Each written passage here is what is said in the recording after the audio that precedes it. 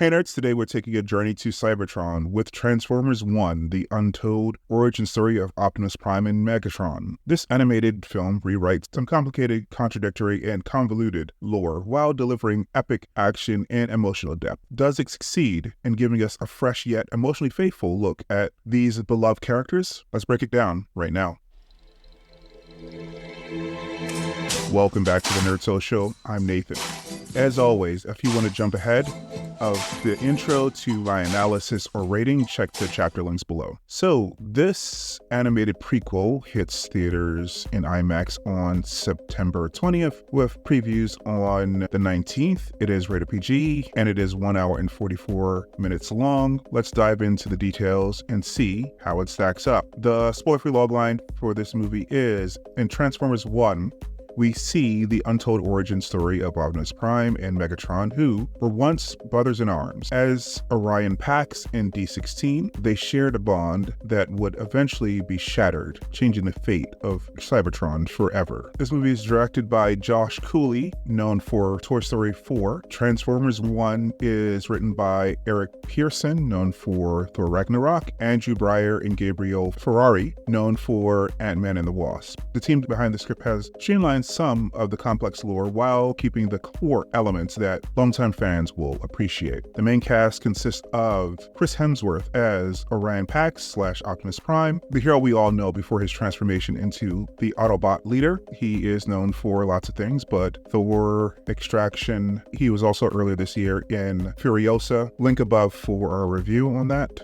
Tyree Henry plays D16 / Megatron, who begins the story as Optimus's friend before becoming the iconic Decepticon leader. He is known for Atlanta, Bullet Train, and Spider-Man Into the Spider-Verse. Scarlett Johansson plays Alita 1, one of the key players in the story, and she is known for Black Widow and Marriage Story. Keegan-Michael Key plays B-127, or Bumblebee. He brings his usual comedic charm and a lot of heart to this film. He is known for Key and Peele and The Lion King, among other things. John Hamm plays Sentinel Prime, a character that is very important to the fate of Cybertron. He is known for Mad Men, Top Gun Maverick, and Fargo. Steve Buscemi plays Starscream, the treacherous Decepticon we all love to hate. He is known for Boardwalk Empire and Fargo. Lawrence Fishburne plays Alpha Trion, a wise and ancient figure pivotal to Cybertron's history. He is known for The Matrix and John Wick, among many other things. All right, tuck in while I break this one down. As someone who grew up loving the Transformers in the 80s, I can confidently say that Transformers 1 strikes the perfect balance between appealing to new fans and delivering plenty for long-term fans to love. It's a streamlined, more cohesive take on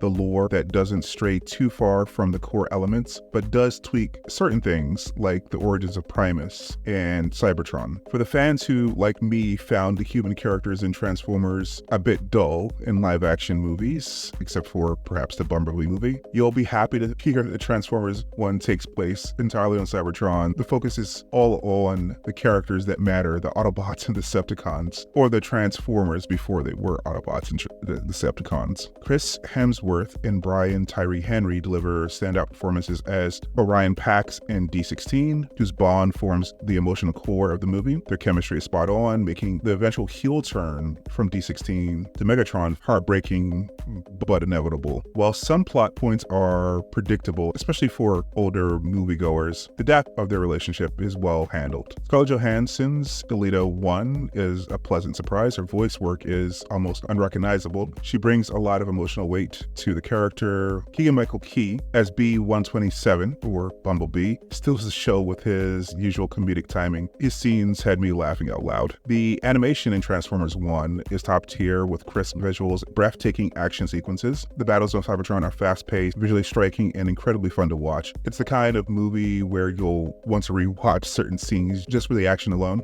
One thing Transformers 1 does well is tweaking the lore in a way that makes sense without stepping on the toes of the original material too much. There are small changes here. They're like the creations of the primes, but nothing that feels out of place for longtime fans. This is clearly designed to bring in a new generation of fans, but older fans will appreciate the nods to their original cartoons. It manages to balance both outings as well. While the movie has a lot going for it, some of the plot points, like I said, are predictable, especially when it comes to identifying the bad guys early on. There are a few obvious betrayals that you can see coming a mile away, but that doesn't detract much from the overall enjoyment of the film. The pacing is solid, though it does slow down slightly in the middle. However, the action picks up again toward the final acts, and the climax is as satisfying as you'd hope for a Transformers movie.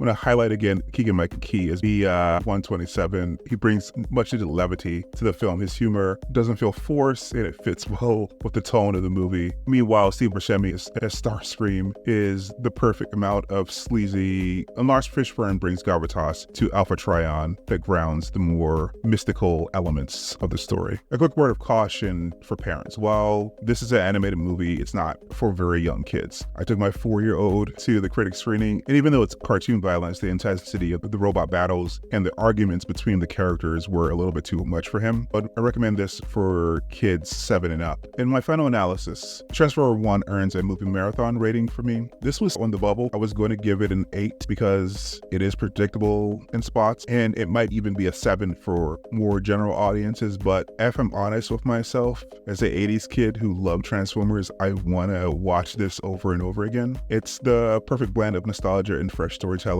with top-notch animation, solid voice acting, and plenty of action to keep both new and old fans entertained. Whether you're a long-time Transformers fan or just getting into the franchise, this is a must-see. Have you seen Transformers 1 yet? What did you think of the changes to the lore and the focus on Cybertron? Let us know in the comments below. If you enjoyed this review, don't forget to like and share and subscribe for more in-depth analysis of film and TV. See you in the next one, guys. Bye.